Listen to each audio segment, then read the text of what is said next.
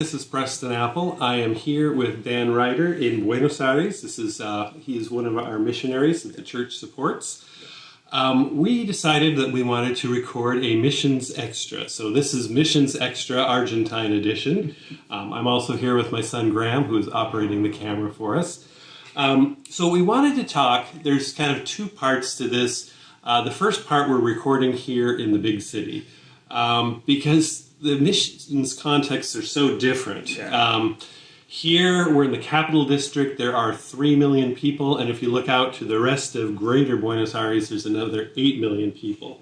So we'll record part of this here, and then we're going to try to record part of it up north when we're in a more rural thing.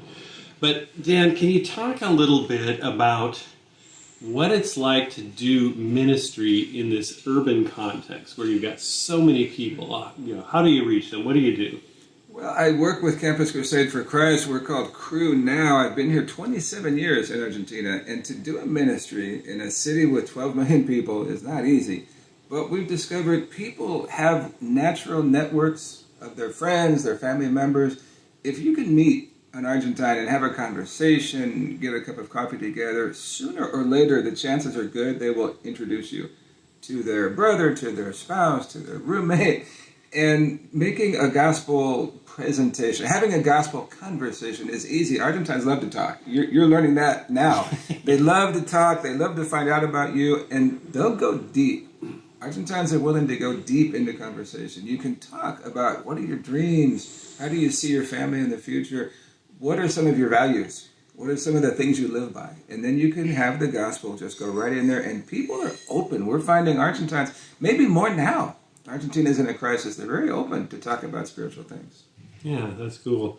Yeah, we do talk a lot. I've discovered we were up quite late last night telling stories, swapping stories. It was a great time here with Dan's family. So I guess the other thing I was thinking about is we were talking about this, and I was seeing some of it on the streets. There's this kind of international flavor to things.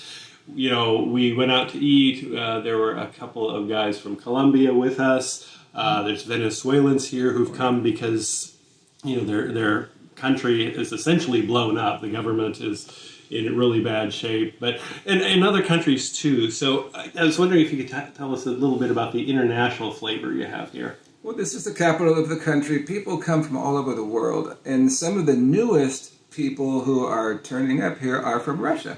Russia, with their struggle with Ukraine, thousands of Russian families have discovered that Argentina welcomes them with open arms. The paperwork is really easy. So at the church we go to, a young man, married guy with several kids, he wanted to share the gospel with Russian people. And we talked, he and I began to sort of encourage him, gave him a little training, and he organized a group of 14 adults, most of them with children. And we had an evangelistic group, material from a ministry called Alpha, and I was able to speak in English to these Russian folks for the first 10 minutes, and then Mikhail, the Russian, would take over. And they kept coming and coming week after, and great food, great Russian food, oh man. And we were able to share the gospel over and over again. And one fella that attended the group from Russia, he told me, I don't mind watching videos and hearing about Jesus Christ. It doesn't bother me at all.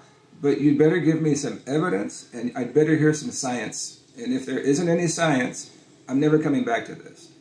And it was aggressive, but it was very honest, and we liked it. We were really glad that he said that. So there are Venezuelans, Colombians, Russians. I hear English on the streets. I hear Hebrew. Sometimes I hear people from India. A lot of Chinese people have come here to set up small businesses. It's like the United Nations in Buenos Aires. It's fun. Yeah, it is fun. Okay.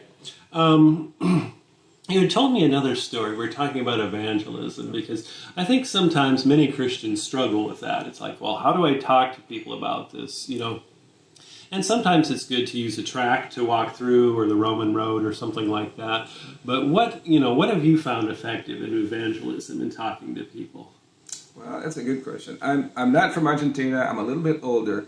But what my wife and I have discovered, people are having crises and they're having struggles, and they're open to getting a little bit of counseling or just a little bit of advice. So one story I told you, there was an engaged couple.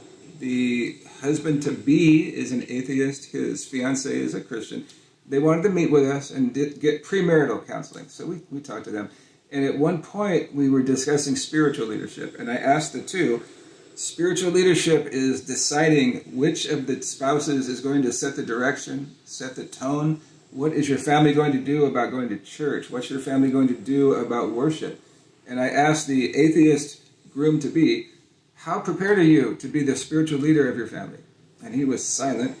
He sort of digested it. And then he answered, I don't have any background in this area. I don't know anything. I will never be the spiritual leader of my family. Either she has to do it or we won't do it at all. And his fiancée began to cry. The Christian woman about to be married, she was weeping, brokenhearted. That's the kind of 2-hour deep conversation you can have, really getting down, the gospel penetrating into people's values, into their lives. So that happens often. We're able to have deep, profound spiritual conversations here. And I assume that it's not just a one-time thing. No. That it's like you have a deep one, you come back, you revisit, it's that sort of thing too. I've been meeting with a baseball player from Venezuela a year, and he's been living with his partner. He told me a month ago, I want to get married. I want to marry my girlfriend. We want to have a marriage. We want to have a family. I've been meeting with him for a year. And God took him to the point where he wants to get married. It's been great. Okay. So there's the things that you do as an individual or your family, you and your wife, Andrea, but you also enable other Argentines here to do ministry. I think that's probably one of your great strengths is really supporting these people and raising them up. And I know a group from Salta gave you a call a while back. That was fantastic. And this is where you all come in that are watching our video together. A while back, I got a phone call from a group of students, Christian students in Salta. Salta is 16 hours from where we are in Buenos Aires by bus. Yeah. We're traveling there soon. They said, there are a dozen of us and we meet together. We would like to do evangelism. We'd like to reach our university with the gospel. We have no materials. We have no training. We don't know what to do. But we called you because you're a missionary with Crew. We want to ask you to come and spend a weekend with us and teach us some of the Bible and talk about evangelism. We'll do some hands-on activity together. And I said, you guys, yes, absolutely, I'll go. I'll go and be with you for the weekend. And their very next sentence was, but we don't have any money. We can't pay for your travel. We can't pay for your food. But would you please be willing to come? And it was my great privilege. And this is where I thank you all because you pray for us and you support us. I was able to tell the Salta students, I have people in the United States that have you covered. You don't need to worry about money. I'll be there. Let's just set the date and I'll be there. It was a great weekend. Fantastic weekend. They were encouraged. But God used people in America to extend the gospel ministry to a corner of Argentina it wouldn't have been otherwise without you all. So many thanks. My wife and I, my kids, we thank you for supporting us, praying for us. All right. Thank you, Dan. Okay, so if all goes well, the next time we record the second part of this, we will be up north and we'll probably be looking a whole lot worse. A whole lot worse, exactly. Exactly. We'll see you then.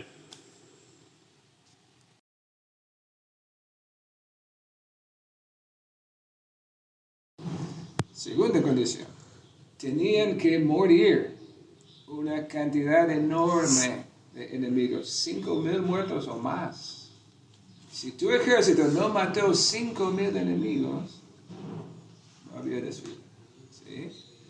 Tercera, Roma tenía que ocupar terreno nuevo. No alcanzaba a destruir un ejército y quedarte donde estabas. Tenías que entrar y tenías que ocupar terreno que no era romano antes. Tercera condición. Y última.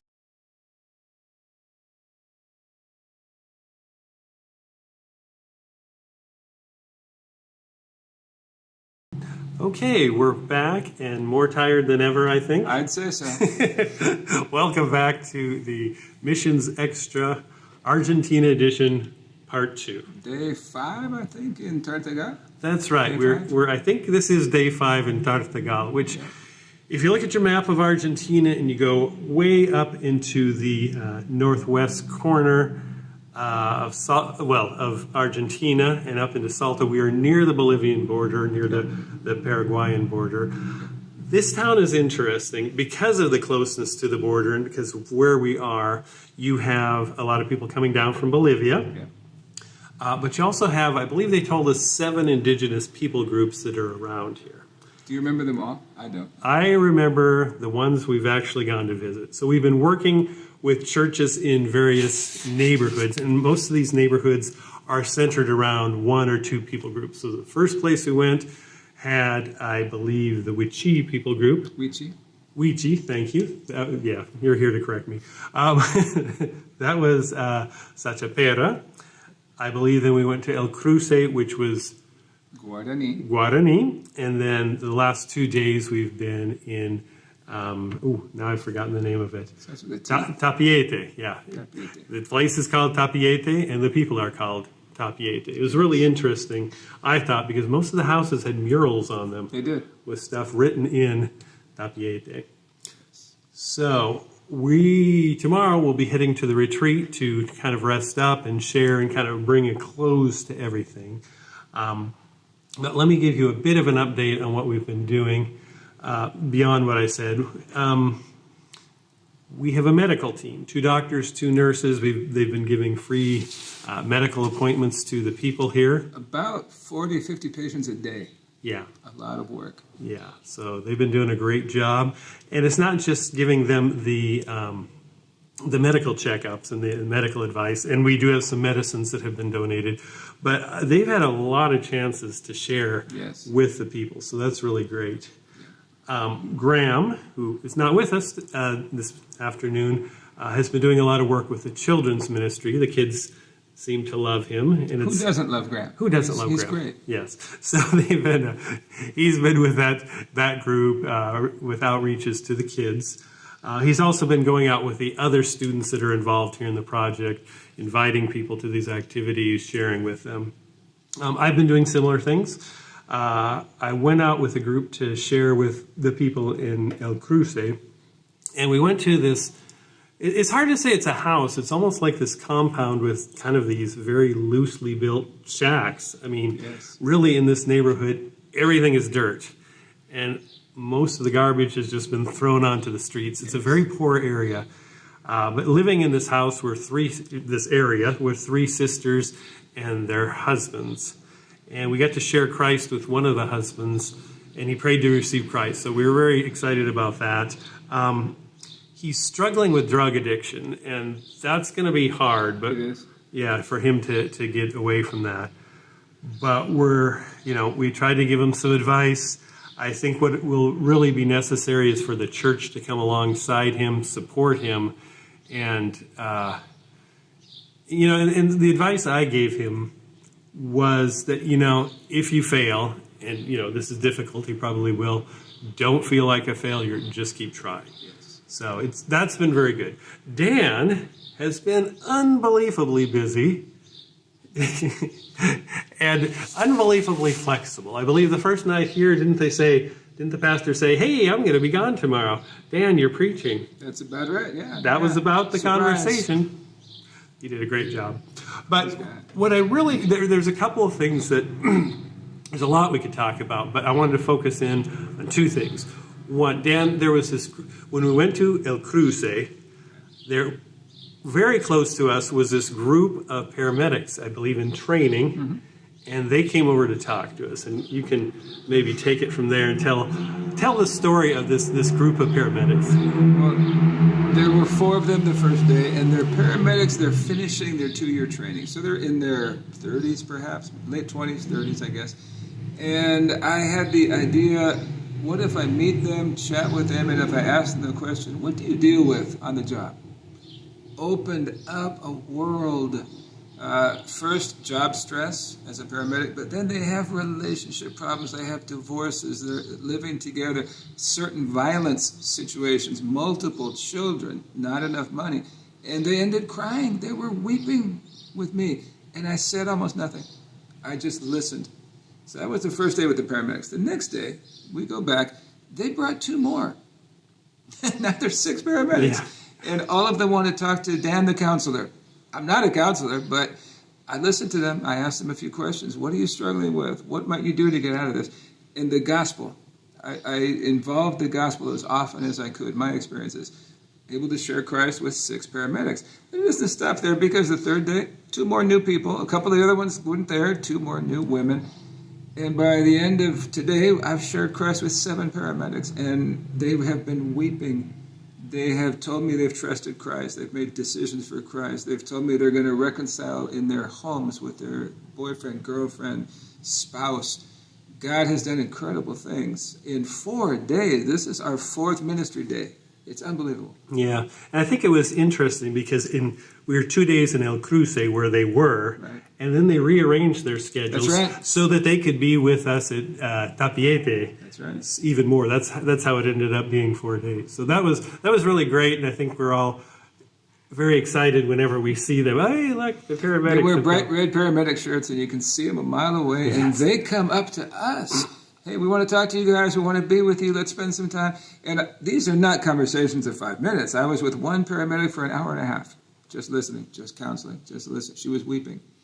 And she told me today she trusted Christ. Yeah, that's so great. The other thing happened last night. Excuse me. Now, the funny part for me last night was Dan had a talk at 7 o'clock. We thought.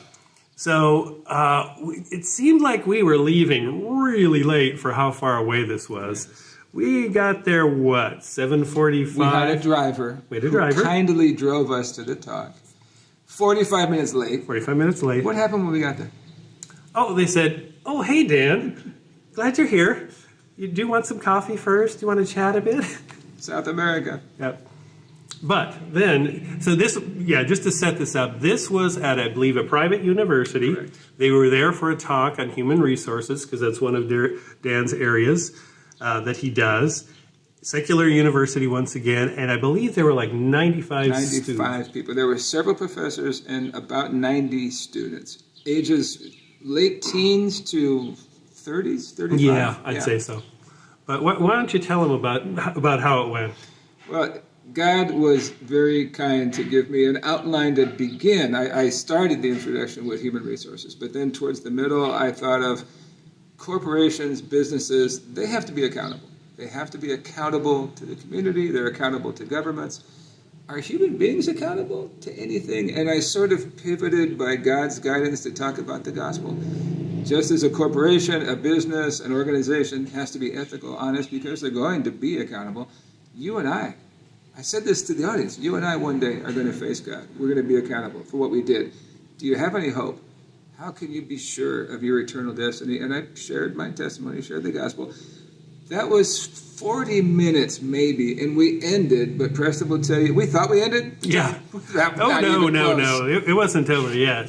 What happened next? Well, because then they all started asking you questions. Didn't they ask you then, can you sit down and answer even more questions? They brought the microphone back to you. 25 students. Yeah. The talk's over. They wanted more. Yeah.